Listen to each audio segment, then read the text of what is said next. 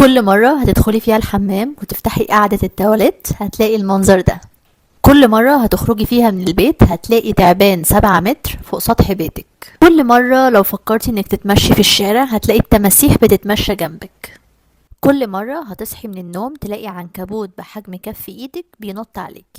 كل المواقف اللي انا حكيتها دي انتي عمرك ما هتتعرضي لها، لانها ببساطة موجودة في الريف، ومش اي ريف، كمان الارياف اللي هي موجودة في شمال شرق استراليا. انتي كشخص سائح او مهاجر، انتي ايه اللي هيوديك الريف؟ يعني اللي بيعيشوا في الارياف دولت اللي هم بيكون عندهم مزرعة فراخ بقى، جواميس، حصنة، بيكونوا اغنياء يعني، فلاحين استراليا وكده يعني. فانتي ايه شغلتك هناك يعني؟ معظم السائحين او اللي هم المهاجرين بيعيشوا في المدن او الاحياء. المدن والاحياء ما فيهاش الكلام اللي انا قلت عليه ده. مصر مثلا مشهورة بثعبان الكبرى والثعالب، بس الكلام ده موجود في الصحراء الغربية تحديدا. فالناس لما بتسافر مصر ما بتروحش الصحراء، بتروح مثلا الأهرامات، بتروح اسكندرية، بتروح الغردقة، ما بيشوفوش الحاجات دي. يعني عايزة اقول لكم اصلا ان استراليا دي قارة كبيرة مش مجرد بلد.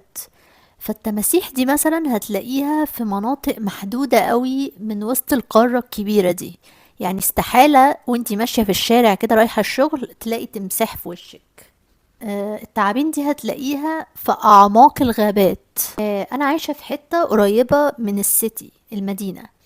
فالمناطق اللي بتكون فيها عمارات وبيوت أو كده صعب جدا إنك تلاقي فيها حشرات أو تعابين او تماسيح. آخرك قوي ممكن تلاقي بيبي عنكبوت لو انتي ما بتنضفيش البيت كويس.